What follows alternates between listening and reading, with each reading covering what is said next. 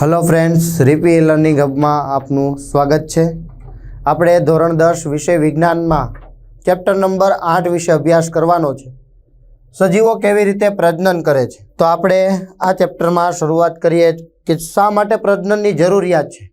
કોઈ પણ સજીવ છે ને જીવવા માટે શેની જરૂરિયાત હોય તો કે એક ખાવું પડે, ખાય એટલે પાચન થાય, શ્વસનની ક્રિયા કરવી પડે, પાચનની ક્રિયા થાય, ઉત્સર્જનની ક્રિયા કરવી પડે। આવી કેટલીક ક્રિયાઓ છે જે સજીવ શરીરને કરવી પડે જીવવા માટે।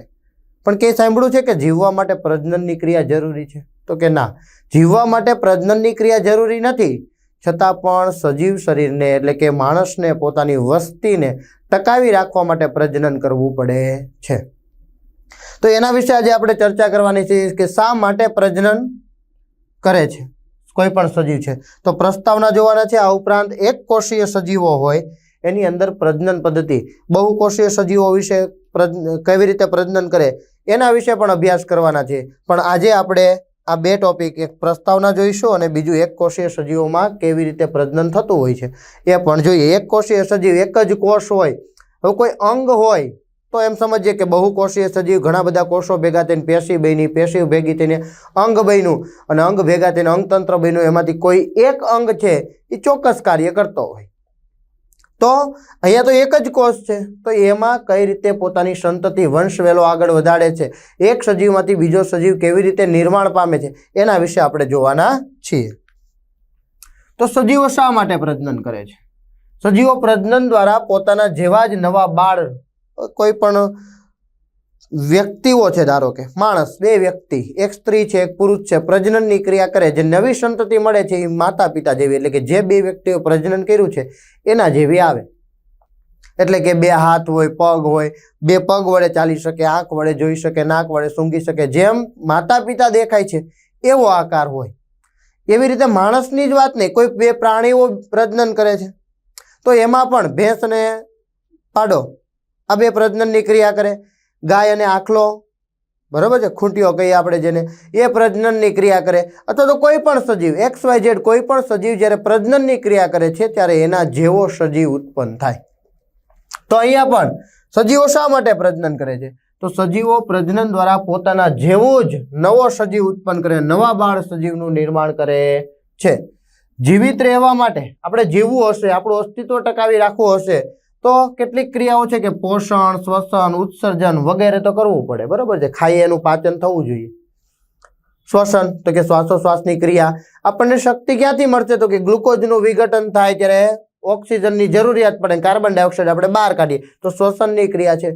કોઈ પણ સજીવ છે એ જ્યારે ખોરાક ગ્રહણ કરે છે, ખોરાક ગ્રહણ કરે ત્યારે એમાં કેટલાક ઉત્સર્ગ દ્રવ્યો, જે વધારાના દ્રવ્યો છે, જે સજીવ શરીર માટે નકામા છે એવા પદાર્થોનું ઉત્પન્ન કરે, શરીરની અંદર ઉત્પન્ન કરે, એટલે કે ઉત્સર્જન। તો કે આ ત્રણ ક્રિયાઓ એવી છે જે સજીવ શરીરે કરવી જ પડે અને થાય જ છે આપણામાં।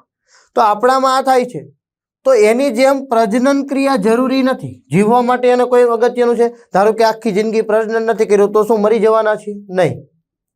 તો એની એવી કોઈ જરૂરિયાત નથી કે આપણે પ્રજનન નથી કરતા તો મૃત્યુ પામીએ તો જીવી નથી શકતા, એવી કોઈ જરૂરિયાત નથી।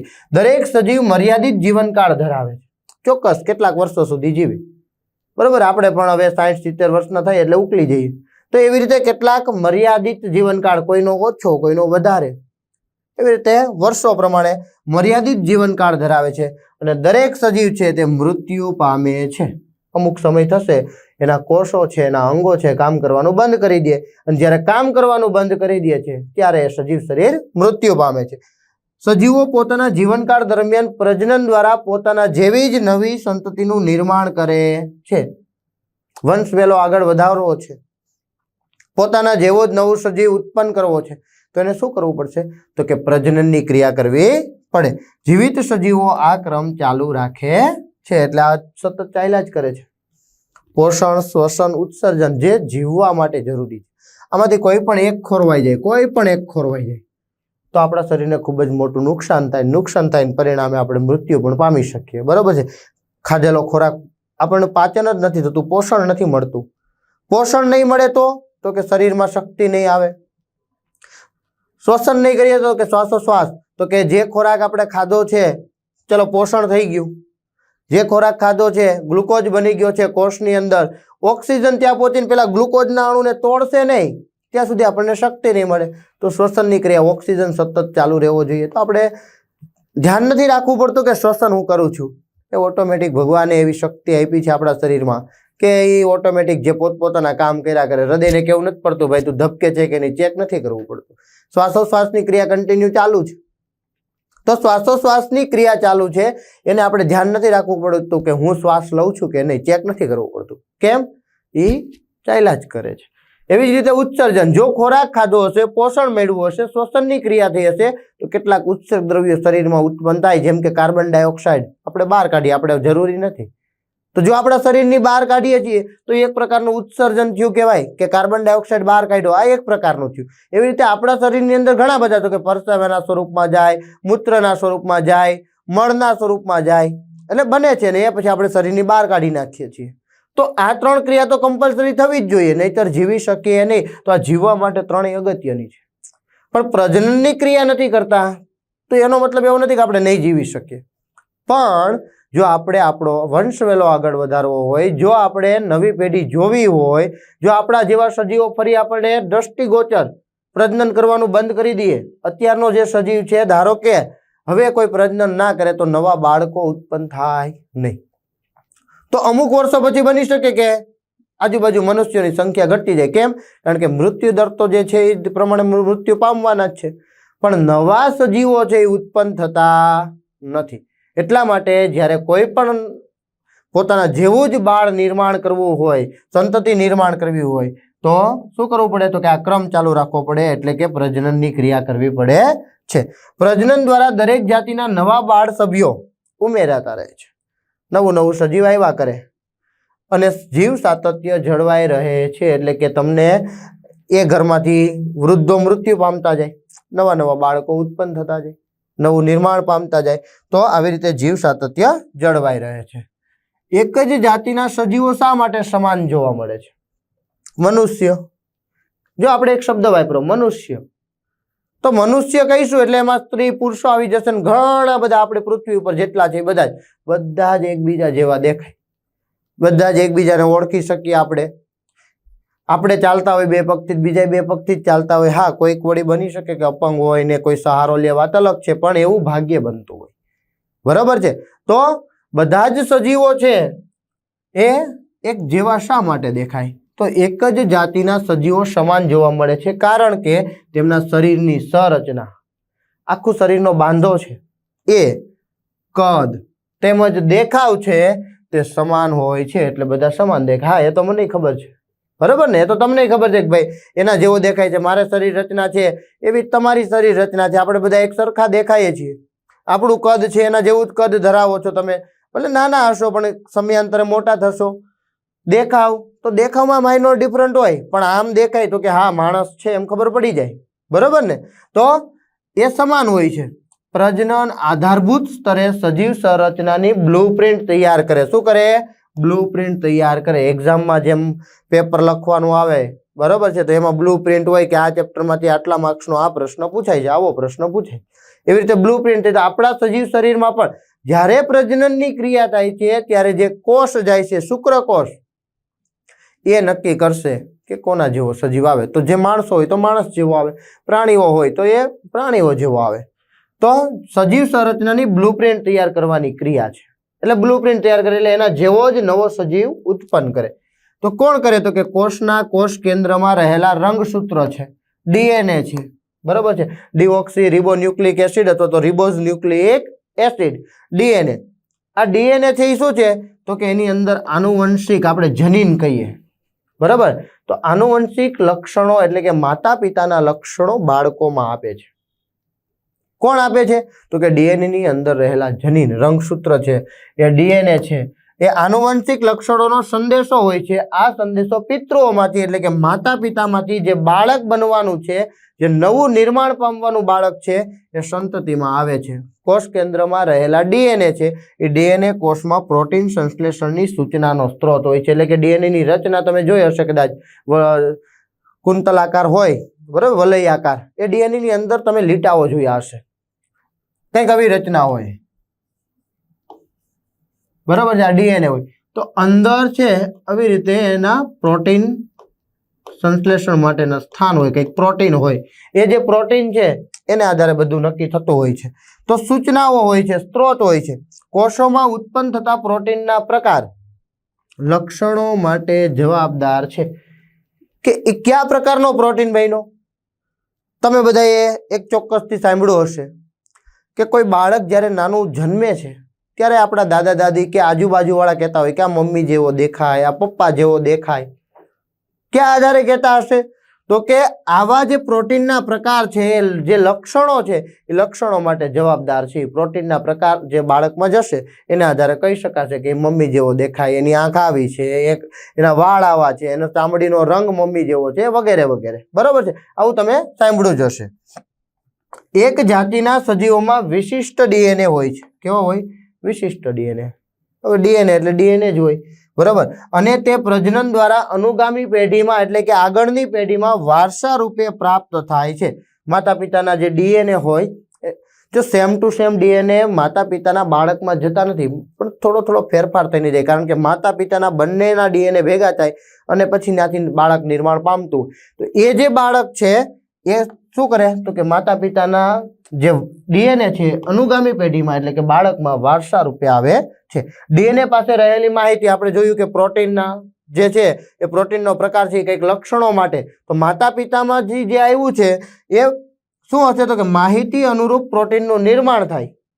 ફરીથી પ્રોટીન નિર્માણ પામે, નવું પ્રોટીન બનશે ને, કારણ કે એ તો બાળક, અને એ બાળકના કોષોમાં બધા પ્રોટીન આવવાના છે.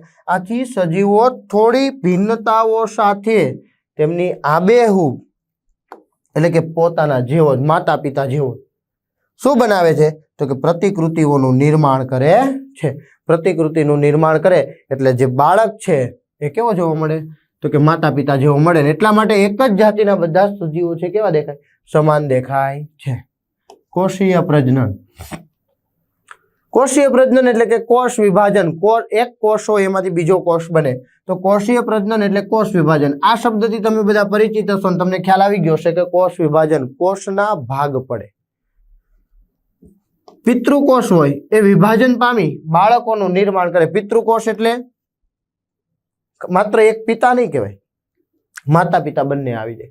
તો બંને ભેગા થઈને એનું વિભાજન પામે અને બે બાળકોષોનું નિર્માણ કરે. એટલે કે એક કોષ હોય, ધારો કે એવો કોઈ કોષ હોય, એની અંદર કોષ કેન્દ્ર છે, આના બે ભાગ પડે એટલે કોષ કેન્દ્ર પણ બે ભાગમાં આવી જાય, એટલે કોષ કેન્દ્ર એક બીજું બની જાય. આવી રીતે બે કોષ બનતા હોય, બરાબર છે. સમાન ભાગ પડે, અડધું કોષ કેન્દ્ર આમાં, એમાં વિકાસ પામીને ફરીથી એક કોષ કેન્દ્ર થઈ જતું હોય, બીજામાં પણ એક કોષ કેન્દ્ર થઈ જતું હોય. આવી રીતે ભાગ પડે. શું થયું કહેવાય? તો કે કોષ વિભાજન થયું કહેવાય. શું બન્યું? તો કે બે બાળકોષો બન્યા. શું બન્યા? બે બાળકોષો બન્યા. પ્રજનન ક્રિયામાં ડીએનએ પ્રતિકૃતિનું સર્જન એ મૂળભૂત ઘટના છે. કઈ જગ્યાએ? તો કે પ્રજનન ક્રિયામાં. જ્યારે માતા પિતાનું મિલન થાય, બરાબર છે, ત્યારે પ્રજનન ક્રિયામાં ડીએનએ છે એ પ્રતિકૃતિનું શું કરે? તો કે સર્જન એ મૂળભૂત ઘટના છે. ત્યાં માત્ર એ ભેગા શા માટે થાય છે? તો કે બાળક બનવાનો છે. બાળક બનવાનો છે તો એમાં શું? તો કે ડીએનએ ની પ્રતિકૃતિનું સર્જન કરવાનું છે.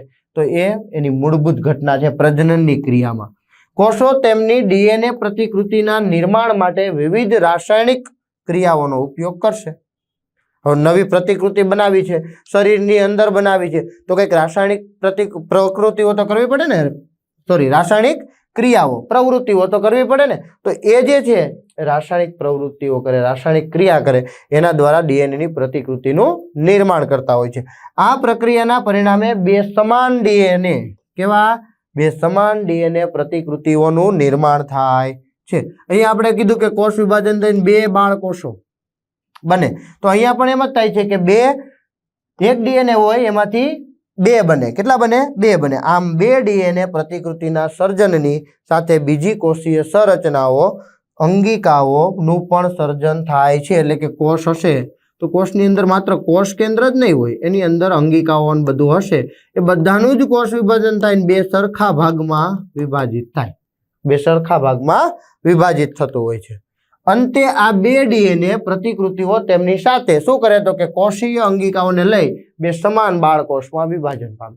એટલે અંગિકાઓ છે એનું પણ કોષ વિભાજન થાય, અડધો ભાગ આ બાજુ જાય, અડધો ભાગ આ બાજુ જાય, બે સમાન કોષો બનશે. પિતૃમાંથી જે બે બાળકોષો બન્યા બંનેમાં સમાન હશે, અંગિકાઓ સમાન હશે, કોષ કેન્દ્ર સમાન હશે, કોષ રસ સમાન હશે, બધું સમાન હશે. સમાન બાળકોષોમાં અલગ પડે છે.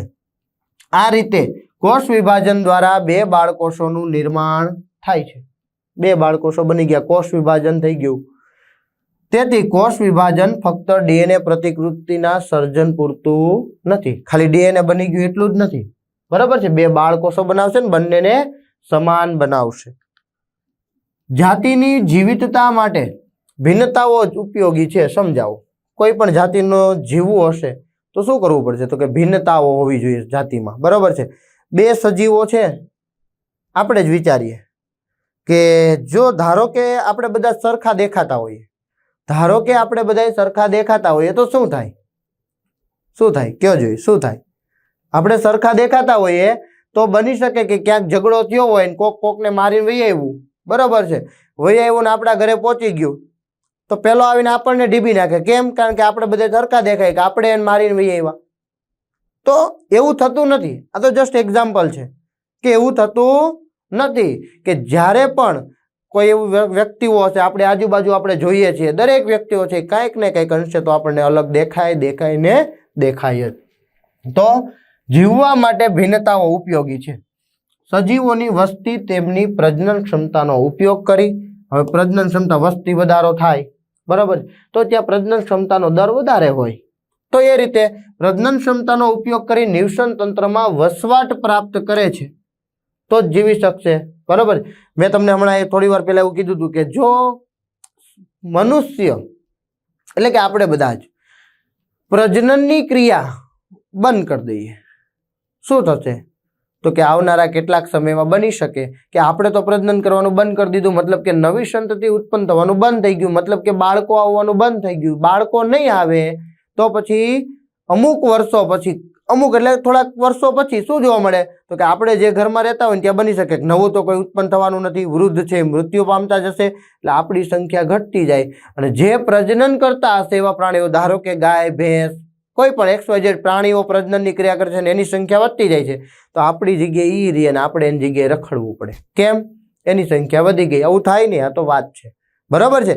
તો કહેવાનો મતલબ એમ કે કોઈ પણ સજીવને પોતાનું જીવન ટકાવી રાખવું હશે, પોતાની વંશવેલો આગળ વધારવો હશે તો પ્રજનનની ક્રિયા કરવો પડશે. નહીં પ્રજનનની ક્ષમતાને આધારે ત્યાં નિવસન તંત્રમાં પોતાનો વસવાટ પ્રાપ્ત કરે છે. સજીવની શરીર રચના અને બંધારણ જાળવી રાખવા માટે પ્રજનન દરમિયાન ડીએનએ પ્રતિકૃતિઓ પ્રજનન દરમિયાન શું કરે? તો કે માતા પિતાનો જે પ્રજનન કોષો ભેગા થાય છે ત્યારે ડીએનએ પ્રતિકૃતિનું સાતત્ય ખૂબ જ મહત્વનું છે. શું કામ? એ તો કે એના જેવો જ બાળક ઉત્પન્ન કરવાનો છે એટલે એનું સાતત્ય જાળવવું મહત્વનું છે. આ બાબત સજીવને તેમના વિશિષ્ટ વસવાટ માટે યોગ્ય બનાવે છે. હમણાં કીધું એમ વસવાટ, બરોબર છે. આપણે એક જગ્યાએથી બીજી જગ્યાએ જઈએ છીએ અને તમે જોયું હશે કે હવે દિન પ્રતિદિન વસ્તીનો વધારો થતો જાય એટલે વૃક્ષો કપાતા જાય ને આમ વસ્તી વધતી જાય ને, તો વસ્તી વધતી જાય છે તો વિશિષ્ટ વસવાટ માટે યોગ્ય બનાવે છે. આમ ચોક્કસ વસવાટમાં કોઈ જાતિની વસ્તી આપણે રહેતા હોય તો ત્યાં બધા માણસો જ રહેતા હોય, મનુષ્યો જ રહેતા હોય, તો કોઈ જાતિની વસ્તીનું સ્થાયિત્વ પ્રજનન ક્રિયા વડે જાળવી રાખવામાં આવે છે. જો પ્રજનનની ક્રિયા થાય તો ત્યાં આપણું વસ્તીનું સાતત્ય જળવાઈ રહે, માણસો ત્યાં આવતા રહીએ. વસવાટમાં થતા પરિવર્તન ફેરફાર સજીવોના નિયંત્રણમાં હોતા નથી, બરોબર છે. કોઈ આપત્તિના કારણે અથવા તો કોઈ કારણોસર કંઈક થયું અને જો એ વસ્તી કોઈ વિસ્તાર છે નાશ પામે, તમે સાંભળ્યું જ હશે બહુ ભૂકંપ આવ્યા હોય કોઈ વિસ્તારમાં, અથવા તો ક્યાંય સુનામી આવી હોય, પુષ્કળ પ્રમાણમાં પાણી આવ્યું હોય, પૂર આવ્યા હોય, ત્યારે કોઈક વિસ્તાર છે આખો ગરકાવ થઈ જાય, તો એ આપણા હાથમાં નથી, એ તો ઈશ્વર કરે એ સાચું, બરાબર છે. તો કોઈ વસવાટમાં થતા પરિવર્તન છે, ફેરફાર છે, સજીવોના નિયંત્રણમાં હોતા નથી. જેમ કે પૃથ્વીના તાપમાનમાં ફેરફાર થાય છે, ખૂબ ગરમી વધે છે, ગરમીમાં જે સહન નહીં કરી શકે, અનુકૂલન નહીં સાધી શકે એ મૃત્યુ પામશે. તો તાપમાનમાં ફેરફાર, પાણીના સ્તરમાં ફેરફાર, કીધું એમ ચોમાસા દરમિયાન પુષ્કળ પ્રમાણમાં પાણી આવી ગયું તો પાણીના સ્તરમાં ફેરફાર, ઉલ્કાની અથડામણ, ઉપરથી ઉલ્કા આવે છે અને પૃથ્વી સાથે અથડાય છે, કોઈ વિસ્તાર આખો જ તૂટી પડે છે, એની અંદર રહેતા બધા જ મનુષ્યો નાશ પામે છે વગેરે જેવું કે અન્ય કોઈ રીતે નિવસન તંત્રમાં અસંતુલન થાય એવા સમયે કંઈક ને કંઈક નુકસાન થાય ને એ વસ્તી છે એ નાશ પામે. પણ બની શકે એમાં કોઈ જીવિત રહી ગયા, એ પ્રજનનની ક્રિયા કરે, ફરીથી નવા સંતતિઓ ઉત્પન્ન થાય, એ પ્રજનનની ક્રિયા કરે અને પાછો વિસ્તાર બની જાય. પણ એક સમયે તો શું થયું તો કે વિસ્તાર નાશ પામ્યો. હવે ફરીથી ત્યાં વિસ્તારમાં માણસોની સંખ્યા ક્યારે દેખાશે તો કેટલાય વર્ષો વહી જાય ત્યારે પ્રજનનની ક્રિયા દ્વારા નવા જે સંતતિઓ ઉત્પન્ન થાય એ બની શકે કે ભવિષ્યમાં દેખાશે. પણ આજે કોઈ પણ આવા જે ફેરફારો છે, ક્યાં ફેરફારો તો કે વસવાટમાં કંઈક ફેરફાર થાય છે, એ આપણા હાથમાં હોતો નથી. ચોક્કસ પ્રકારના વસવાટમાં આવા કોઈ પણ ફેરફાર વસ્તીના પ્રજનનક્ષમ સજીવોને અસર કરે છે. કીધું એમ મૃત્યુ પામ્યા તો અસર કરે છે. આ સ્થિતિમાં અસર પામેલી વસ્તીનો સંપૂર્ણ વિનાશ થવાની સંભાવના પણ રહેલી હોય છે. પણ જો કોઈક સજીવ એમાં જીવિત રહી ગયો તો શું થશે તો કે એના ડીએનએમાં ભિન્નતાઓ ધરાવે છે, તેમની જીવતા રહેવાની સંભાવના વધારે છે. કોઈક સજીવ વિશિષ્ટ પ્રકારના ડીએનએ ધરાવે છે, બરોબર છે. ધારો કે તાપમાન વધ્યું, પુષ્કળ પ્રમાણમાં ગરમી પડી, પણ એના ડીએનએમાં એક નાનો અમથો ફેરફાર હોય તો એ જીવી જાય, બરોબર છે. તો એની જીવવાની શક્યતાઓ વધારે હોય છે. તો કંઈક વિશિષ્ટતા હશે તો જીવી શકશે. ઉદાહરણ તરીકે જીવાણુ, બેક્ટેરિયા છે, એની વસ્તી છે જે શીતોષ્ણ પાણીમાં સામાન્ય તાપમાને, ઠંડા પાણીમાં નોર્મલ તાપમાન છે એમાં જીવંત રહે છે. પણ જો ગ્લોબલ વોર્મિંગ થાય, બરોબર છે, કાર્બન ડાયોક્સાઇડનું પ્રમાણ વધે, શું થાય તો કે પાણીનું તાપમાન વધી જાય. પાણીનું તાપમાન વધે તો મોટા ભાગના જીવાણુઓ જે શીતોષ્ણ પાણીમાં રહે છે એ ગરમ પાણીમાં રહી શકશે નહીં. એટલે શું થાય તો કે મોટા ભાગના જીવાણુઓ મૃત્યુ પામે છે. પરંતુ કેટલાક તાપમાન છે તે પ્રતિરોધી ક્ષમતા ધરાવતા હોય, એટલે કે બેક્ટેરિયા છે એ બેક્ટેરિયામાં કંઈક એવો નાનો તો ફેરફાર છે જ્યાં તાપમાન જે વધ્યું, પાણીનું તાપમાન ગરમ થયું અને ટકી જાય છે, તો એ જીવતા રહી શકે છે, વૃદ્ધિ પામશે. આથી જાતિની જીવિતતા માટે ભિન્નતાઓ ઉપયોગી છે. તો ડીએનએમાં એક નાનકડો ફેરફાર છે, બરોબર, ભિન્નતા છે, તો એ ટકી શકે છે, જીવી શકે છે. એકલા સજીવોમાં પ્રજનનની પદ્ધતિઓ, એટલે કે એક કોષી સજીવ હોય એમાં પ્રજનન કેવી રીતે થાય? આપણે બહુકોષી સજીવો છીએ, આપણા જેવું શરીર હોય તો સમજ્યા કે કોઈ પ્રજનન અંગ છે ને પ્રજનન અંગ દ્વારા પ્રજનન કરી નવી સંતતિ ઉત્પન્ન કરે. પણ એક કોષી સજીવ હોય, એકલા સજીવ હોય, તેમાં કેવી રીતે પ્રજનન પદ્ધતિ થાય આપણે જોઈએ તો ઈસ્ટમાં કલિકા સર્જન, અલિંગી પ્રજનન પદ્ધતિનું અવલોકન આપણે કરવાનું છે. કેવી છે? અલિંગી, એટલે કે એમાં લિંગ નથી, એટલે કે એટલા બધા વિશિષ્ટ અંગો નથી. તો કેવી રીતે આપણે એનું અવલોકન કરશું તો કે કસનળી લેવાની, કોનિકલ ફ્લાસ્ક લેવાનું, કોટન એટલે કે કપડું લેવાનું, કવર સ્લિપ લેવાની, કાચની સ્લાઇડ લેવાની, માઇક્રોસ્કોપ વડે આપણે જોવાનું છે એટલે એ લેવાનું, ડ્રોપર લેવાનું. પછી શું કરવાનું છે તો કે પાણી લેવાનું, ખાંડ લેવાનું ને ઈસ્ટ પાવડર લેવાનું. પાણી લેવાનું, ખાંડ લેવાનું અને ઈસ્ટ પાવડર લેવાનું. હવે શું કરવાનું તો કે પદ્ધતિ છે. પછી આપણે આકૃતિ જોઈ. કોનિકલ ફ્લાસ્કમાં 100 ml પાણી લેવાનું છે. પહેલા કોનિકલ ફ્લાસ્ક લેવાનો, ચંબુ આકારનો કોનિકલ ફ્લાસ્ક હોય, એની અંદર 100 ml પાણી ભરી દેવાનું છે. એની અંદર 10 ગ્રામ ખાંડ ઓગાળીને ખાંડનું દ્રાવણ તૈયાર કરવાનું. 10 ગ્રામ ખાંડ નાખી દીધી એટલે ખાંડ ઓગળી જશે, એ દ્રાવણ છે. એક કસનળી બીજી લેવાની, એની અંદરથી પેલું દ્રાવણ છે 20 ml ખાંડનું, 100 ml પાણી લીધું હતું, 10 ગ્રામ ખાંડ ઓગાળી દીધી. આપણે એમ માનીએ કે 100 ml પાણી છે, એમાંથી કેટલું લીધું? 20 ml ખાંડનું દ્રાવણ લીધું. તેમાં થોડા પ્રમાણમાં આપણે લીધું હતું કે ઈસ્ટ પાવડર. શું લીધું હતું? Yeast powder. તો ઈસ્ટ પાવડર નાખી દેવાનો, ઉમેરી દીધો. મિશ્રણને હલાવો અને કોટન પ્લગથી કસનળીને ચુસ્ત રીતે બંધ કરી દે. કોટનથી બંધ કરી દેવાની છે. આ કસનળીને 1 થી 2 કલાક સુધી હૂંફાળી જગ્યામાં રહેવા દેવાનું છે, મૂકી દેવાનું. હૂંફાળી જગ્યા હોય ત્યાં મૂકી દેવાનું. શું થશે તો કે આપણે ઈસ્ટનો પાવડર નાખ્યો, અંદર ખાંડનું દ્રાવણ લીધું હતું, તો શું થાય તો કે કસનળીમાં ઉભરો આવે. ત્યારે તેમાંથી ડ્રોપર, હવે ડ્રોપર એ આપણે લીધું હતું, તો કેટલીક ઈસ્ટના સંવર્ધિત દ્રાવણના 1-2 ટીપા લેવાના અને સ્લાઇડ પર મૂકવાના. હવે ઉપયોગ કરવાનો છે માઇક્રોસ્કોપનો, તો તેના પર કવર સ્લિપ ઢાંકી દો જેથી એ આજુબાજુનો સાપ, ભાગરીએ, હવા, રજકણો વગેરે ન જાય એટલા માટે કવર સ્લિપ ઢાંકી દો. સૂક્ષ્મદર્શક યંત્રમાં એનું અવલોકન કરો. માઇક્રોસ્કોપમાં તમે જોવો એને. સૂક્ષ્મદર્શક યંત્રમાં ઈસ્ટ કોષો જોવા મળે છે. શું જોવા મળે? ઈસ્ટના કલિકાનો અર્થ ઈસ્ટ કોષોની સપાટી પર કોષ વિભાજનને કારણે જોવા મળતી બાહ્ય વૃદ્ધિ છે. જો અહીંયા આ જે હતું અહીંથી આમ કોષ વિભાજન થયું, આટલો ભાગ શું થયું? તો કે આને કલિકા કહેવાય. શું કહેવાય? કલિકા કહેવાય. હવે તમે જોઈ શકો છો, જો આના જેવું જ અહીંથી કદાચ આ છૂટું પડે, બરોબર, તો એના જેવો જ સજીવ બીજો ઉત્પન્ન થાય.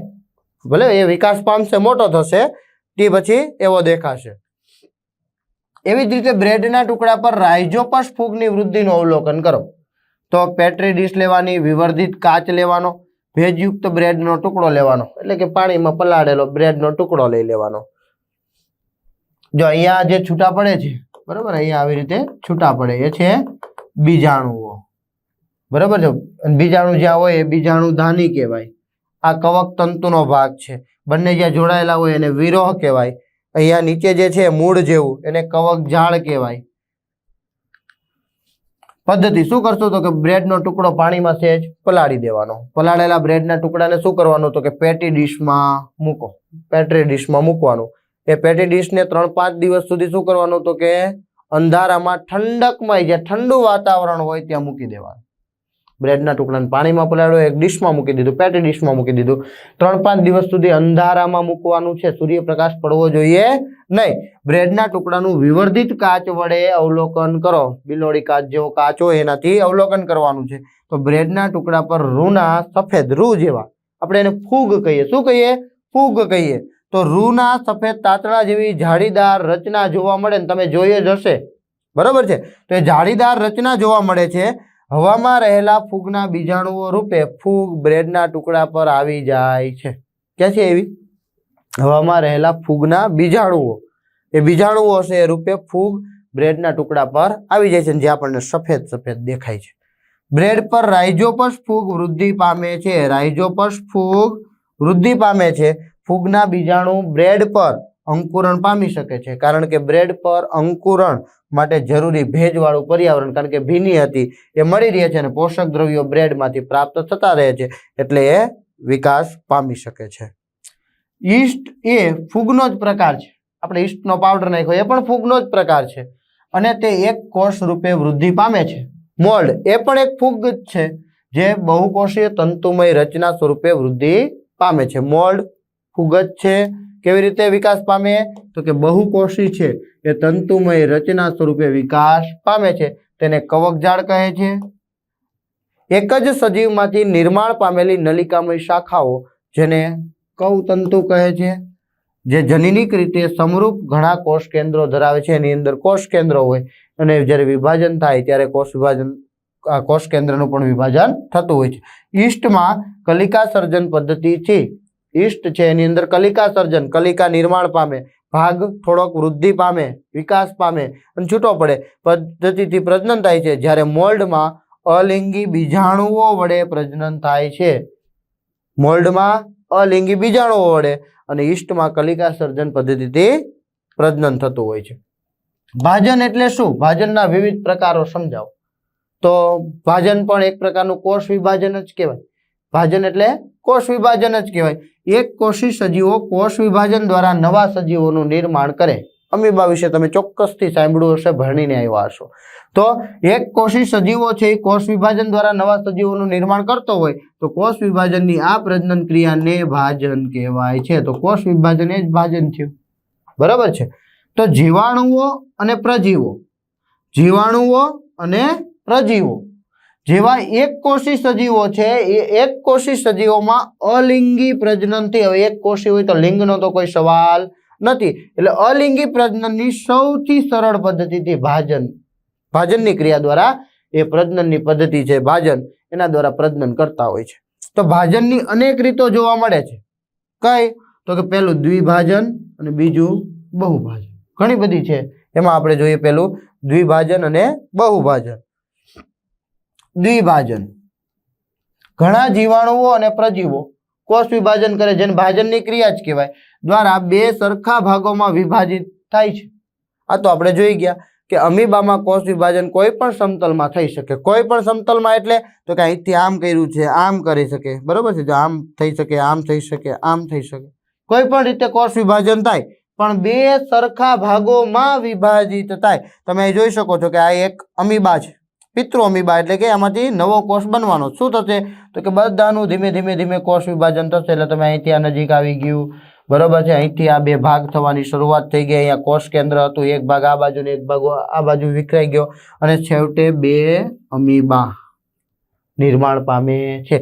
એક કોષ હતો, એમાંથી બે કોષ બન્યા. તો આ અમીબામાં ભાજનની ક્રિયા કેવી કહેવાય તો કે દ્વિભાજન. કેટલા કોષ બન્યા તો કે એક અને બે કોષો બન્યા એટલે દ્વિભાજન કહેવાય. કેટલાક એક કોષી સજીવોમાં શારીરિક સંરચના અલગ હોય છે. ઉદાહરણ તરીકે કાલા અજાર નામનો રોગ છે. કાલા અજાર, શરીરે એકદમ ખડમાકડી થઈ જાય, હાડકા દેખાવા માંડે, એવો કાલા અજાર રોગ છે. એના રોગકારક એટલે કે જે રોગ ફેલાવે છે તે લેશમાનિયા કોષના એક છેડે ચાબુક જેવી સૂક્ષ્મ રચના હોય. આ રોગ ફેલાય છે, કોના કારણે ફેલાય છે તો કે લેશમાનિયાના કારણે. તો એક પ્રકારનો જે સજીવ છે એને એક છેડે શું છે તો કે ચાબુક જેવી રચના છે. આ એક છેડે ચાબુક જેવી રચના છે, એક છેડે ચાબુક જેવી રચના છે. આ રચનાને અનુરૂપ લેશમાનિયામાં દ્વિભાજન ચોક્કસ આયામ તલમાં થાય. અમીબામાં કોઈ પણ સમતલમાં થાય, અહીંયા કોઈ પણ સમતલમાં ન થાય. શું કામ ન થાય તો કે જો અહીંયા પેલા આ એક છે, આનું કોષ વિભાજન પેલા થશે, બરોબર છે, અહીંથી આમ શરૂઆત થશે, અહીંથી આમ શરૂઆત થશે, એવી જ રીતે અહીંથી અહીંયા આખું વિભાજન પામશે. પછી જો અહીંથી આમ નીચેથી ચાલુ થઈ ગયું, આખી આ એક તાતણા જેવી રચનાનું દ્વિભાજન થઈ ગયું, પછી અહીંથી ચાલુ થઈ ગયું, આથી આખું બે ભાગમાં વિભાજિત થશે, બે ભાગમાં વિભાજિત થઈને બે સજીવો નિર્માણ પામતા હોય છે. શેમાં તો કે કાલા અજાર રોગ છે, એ રોગના જે રોગકારક, જે રોગ ફેલાવા વાળા છે એ લેશમાનિયા છે.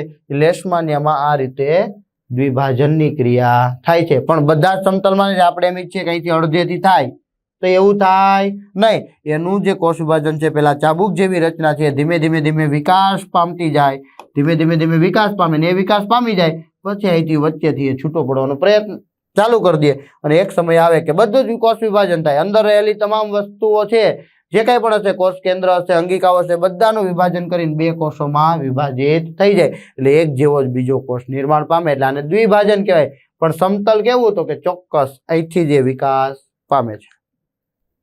બીજું હતું બહુભાજન. તો મેલેરિયાના પરોપજીવી પ્રજીવ, મેલેરિયા રોગ થવા માટે જે પ્રજીવ છે તે પ્લાઝ્મોડિયમ એક સાથે શું કરે તો કે અનેક સંતતિ કે બાળકોષોમાં વિભાજન પામે. કેટલા બધા થઈ ગયા, કેટલા બધા થઈ ગયા, બહુ બધા થઈ ગયા. તો આવા ઘણા બધા સજીવોમાં વિકાસ પામતું હોય તો એને શું કહેવાય? બહુભાજન કહેવાય. અમીબામાં દ્વિભાજનનું અવલોકન આપણે કઈ રીતે કરશું તો કે સૂક્ષ્મદર્શક યંત્ર લ્યો, અમીબાની કાયમી સ્લાઇડ લ્યો. કાયમી સ્લાઇડ અને એક આયામ છેદ એટલે કે થોડા સમય માટે જ લેતા હોય આપણે, બરોબર છે, તો એને હંગામી કહેવાય. કેવું કહેવાય? હંગામી.